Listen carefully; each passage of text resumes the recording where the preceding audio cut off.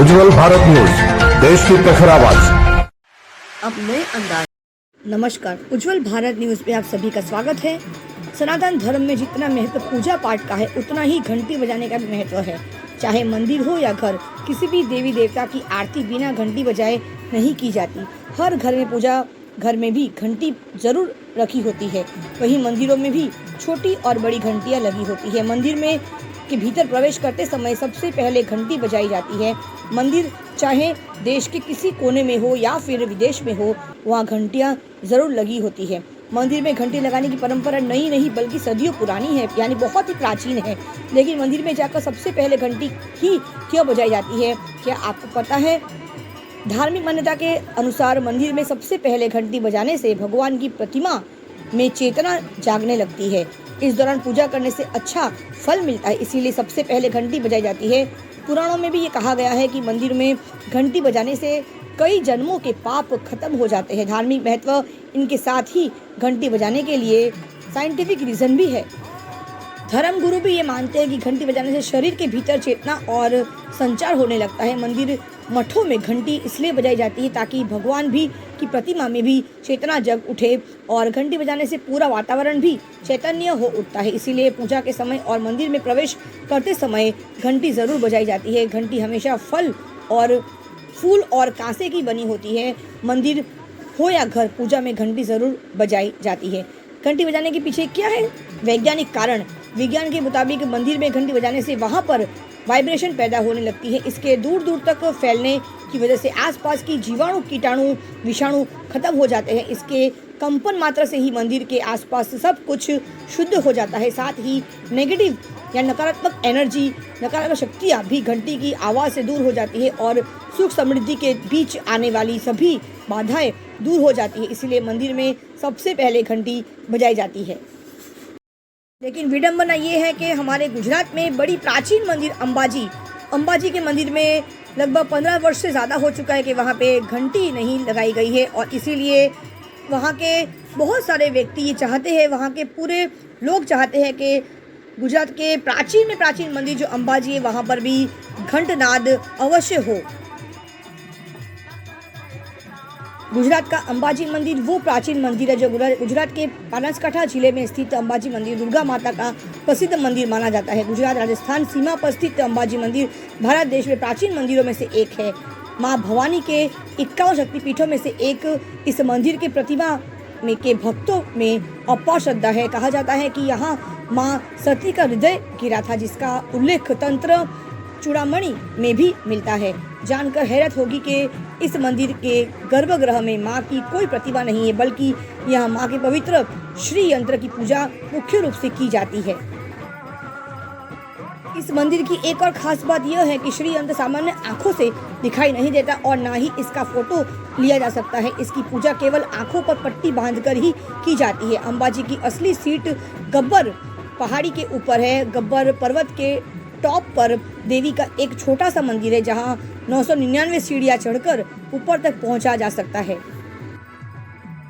लेकिन शास्त्रों के मुताबिक ये कहा गया है कि हर मंदिर के प्रवेश द्वार पर एक घंटनाद होना बहुत ही यानी अवश्य ज़रूरी है। लेकिन गुजरात की इस प्राचीन अंबाजी के मंदिर में घंटनाद से हर भक्त आज वंचित हो रहे हैं। इसीलिए इसी घंटनाद के विशेष चर्चा पर आज हम अंबाजी से ही एक विशेष व्यक्ति को जोड़ रहे हैं।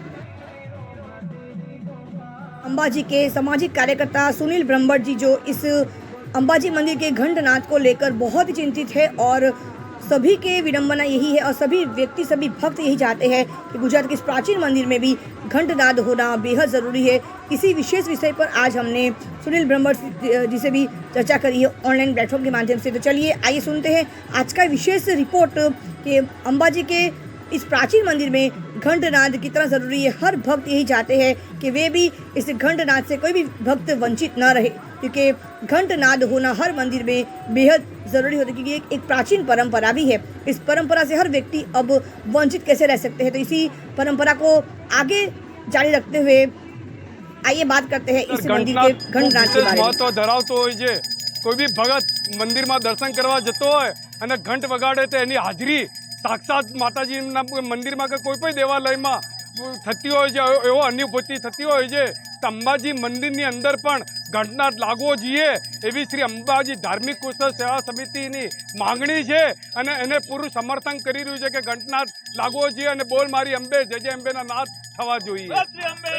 માત કી જય. नमस्कार, सुनील ब्रह्मभट्ट जी, आपका बहुत फिर एक बार मैं स्वागत करती हूँ उज्जवल भारत के न्यूज चैनल के इस ऑनलाइन प्लेटफॉर्म के माध्यम पर. जय अम्बे जय अम्बे। जय अम्बे. सुनील जी, गुप्त नवरात्र शुरू हो चुकी है और हाँ जी। आज मुझे लगता है उसका आज तीज है, आज तीसरा दिन है. तीसरा कल दिन। बीज था. गुप्त वैसे तो साल में 4 नवरात्रि होती है. सबसे पहले होती है जो आसो नवरात्रि, फिर चैत्र नवरात्रि, बड़ी नवरात्रि.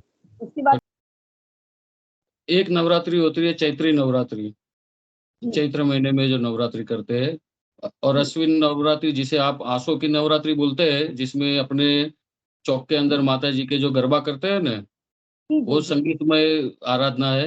ये गुप्त नवरात्रि आषाढ़ महीना की नवरात्रि है। आज आपने बोला ऐसे आज तीसरा दिन है। कल हाँ. आषाढ़ महीने की दूसरी नवरात्रि को भगवान जगन्नाथ जी की बहुत बड़ी यात्रा निकलती है। पूरे भारत भर में, अब तो विदेशों में भी निकलने लगी है।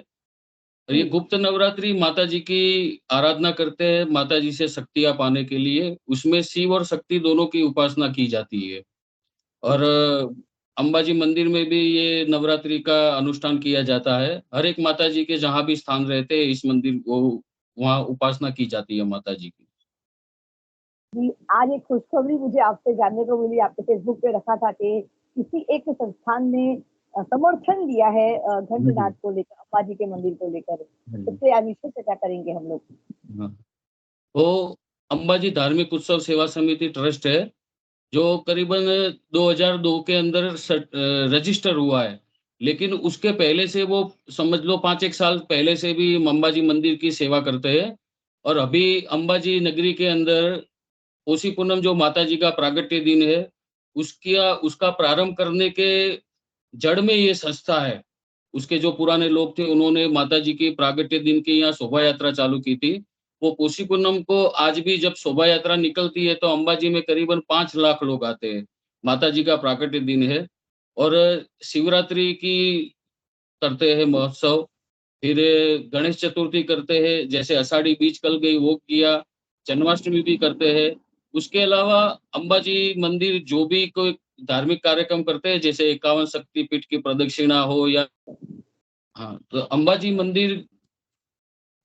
मंदिर है, वो कोई भी धार्मिक कार्यक्रम करती है, जैसे 51 शक्तिपीठ का कार्यक्रम है या फिर दूसरे भी कोई कार्यक्रम होते हैं, उसमें गांव की संस्थाओं को बुलाते हैं, उसमें ये संस्था भी जाती है।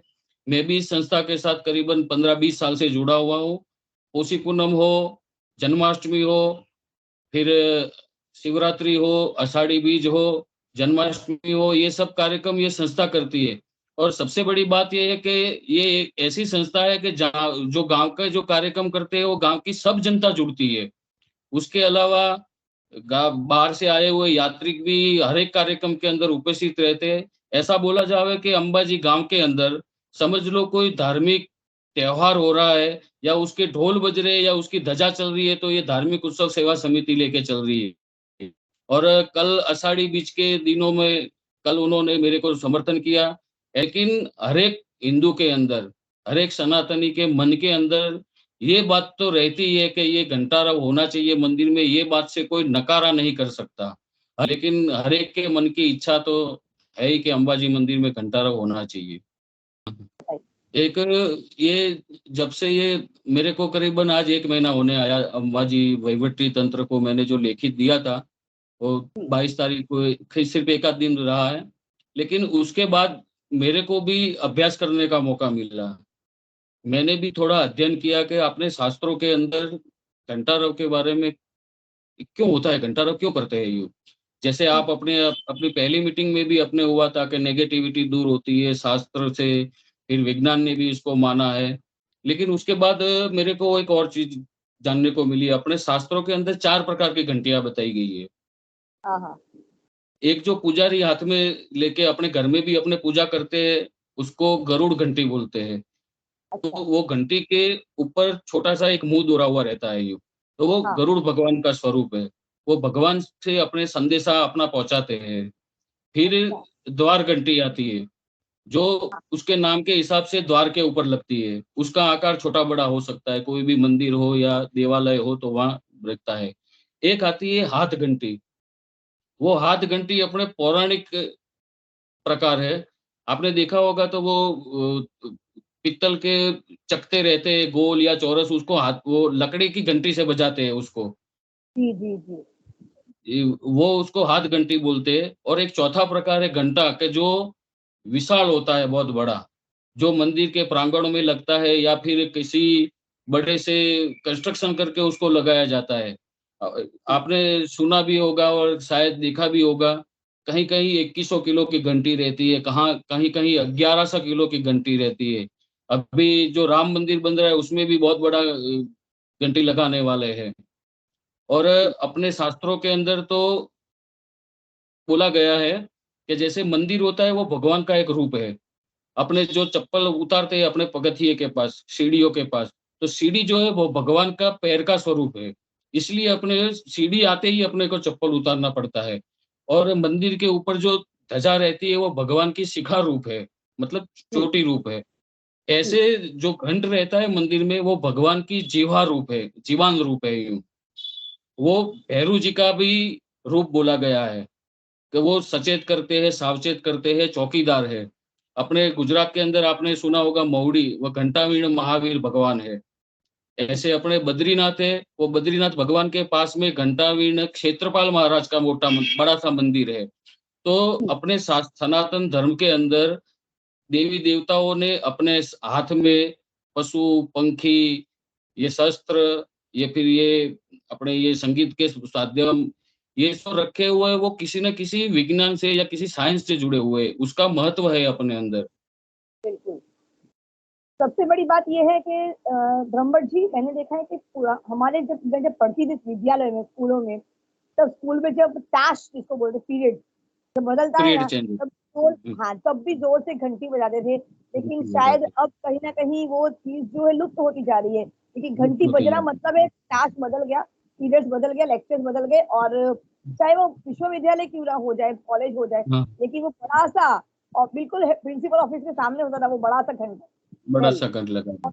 और उस घंटनाद से वो पता घंटे चलता की आवाज़ होती, चाहे एक क्लास पूरा होके दूसरा क्लास चालू होला होता है, लेकिन वो घंटी की आवाज़ विद्यार्थियों के अंदर कितना उत्साह भर देती है, सब खुश हो जाते हैं एकदम यूँ।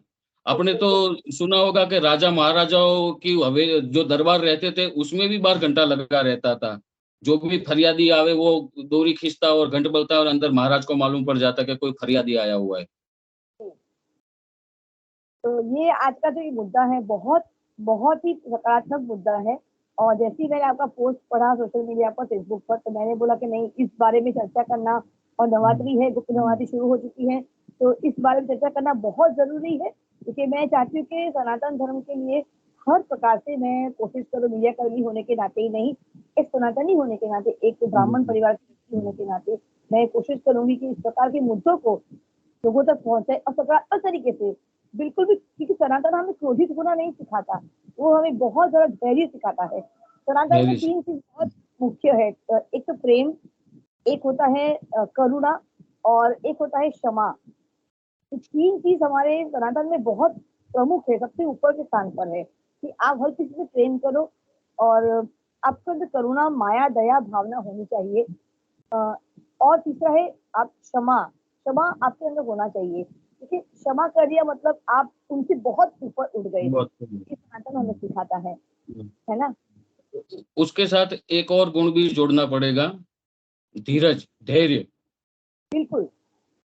वो जैसे मैंने बोला ना 1 महीना होने आया मेरे को अर्जी दिए हुए, लेकिन मैं फिर भी शांत मन से, दिमाग से धीरे-धीरे भले धीरे-धीरे रे मना धीरे सब कुछ होए, माली सींचे 100 गणा ऋतु आए होए। माता जी क्या की बात। जब प्रेरणा होगी, तब ये मेरे को याद आया। अब जब माता जी की ही इच्छा होगी, तब अंबाजी मंदिर में घंटारा शुरू होगा। धीरे-धीरे जैसे धार्मिक उत्सव सेवा समिति आया, उसके अलावा आपने देखा होगा कि फेसबुक के अंदर कितने सारे कमेंट्स आ रहे हैं। ये 1 महीने के अंदर मेरे मेरे पोस्टों की रीच 5 लाख के ऊपर हो गई है। 5 लाख से ऊपर लोग जुड़े और किसी ने ऐसा विवाद खड़ा नहीं किया कि नहीं होना चाहिए। बिल्कुल। सबके मन में यही भाव है कि अंबाजी मंदिर में घंटा सही में होना चाहिए। इतने साल तक हम भी गए हैं। कई अंबा आपको मालूम होगा कि अंबाजी मंदिर में प्रथा है पूनम को दर्शन करने आने की। हाँ, हाँ, पूनम के दिन बहुत सी पब्लिक जो हर पूनम को आती है, चाहे आंधी हो या तूफान हो। मैंने तो देखा हुआ है कि जब कोरोना में मंदिर बंद था ना, लोगों के आने-जाने का किसी का कोई माध्यम नहीं था, फिर भी पूनम के दिन 10, 15, 20, 25 जने तो आ ही जाते ही यूँ और माता जी की ध्वजा के दर्शन करके जाते ही यूँ। तो जो पूनम को जो लोग आते हैं ना, उन्होंने भी लिखा कि मैं 25 साल से दर्शन करने आ रहा हूँ, 20 साल से लगातार दर्शन कर आ रहा हूँ, लेकिन आज तक मैंने कभी मंदिर में घंटी बजाई नहीं। तो एक ये अपने घंटी बजाने का एक जो धर्म लाभ होता है ना, पुण्य लाभ अपना, उस पुण्य लाभ से भी भक्त लोग वंचित रहते हैं यूँ। तो उनके लिए जैसे आज अभी आपका फ़ोन आया, उसके पहले मैं वो जो समिति ने मेरे को सपोर्ट ज़ाहिर किया, उसका लेटर ही हम मंदिर में देने के लिए गए थे और मंदिर में दे के आए और उसमें भी हमने प्रार्थना ही की है यूँ। कोई जैसे आपने बोला ना क्षमा, धीरज ये सब सबके गुणों के साथ ही चल रहे हैं, धीरे-धीरे होगा सब कुछ क्योंकि माताजी ने जब हमको प्रेरणा दी है, तो उनको भी कभी न कभी प्रेरणा तो देगा ही और इसमें कोई विवाद करने का कोई वजह है नहीं, कि घंटा नहीं लगना चाहिए कि लगना चाहिए। ये तो अपने शास्त्र ने बताया हुआ है, वो हर देवालय में होता है, तो अंबाजी मंदिर में क्यों नहीं? लगेगा, बिल्कुल। धीरे-धीरे होगा। ब्रह्मट जी, आपने इतना अमूल्य समय हमें दिया उसके लिए मैं बहुत-बहुत आपकी आभारी हूँ, बहुत धन्यवाद करती हूँ। इसी प्रकार से जब भी कोई मुद्दा उठे, जब भी कोई प्रश्न हो आपके मन में, हमारे चैनल के साथ हमेशा आपके साथ रहेंगे। उज्ज्वल भारत और सनातन संवाद दोनों चैनल आपके साथ है और इस प्रकार के सकारात्मक कार्यों के लिए प्रजा तक पहुँचाने के लिए मीडिया कर्मी होने के नाते, सनातनी होने के नाते मैं हमेशा आपके साथ जुड़ी रहूँगी और मुझे अब आज्ञा दीजिए। जय अम्बे, उज्ज्वल भारत, जय, धन्यवाद, जय नमस्कार, हिंद, जय हिंद। जय अम्बे। नमस्कार।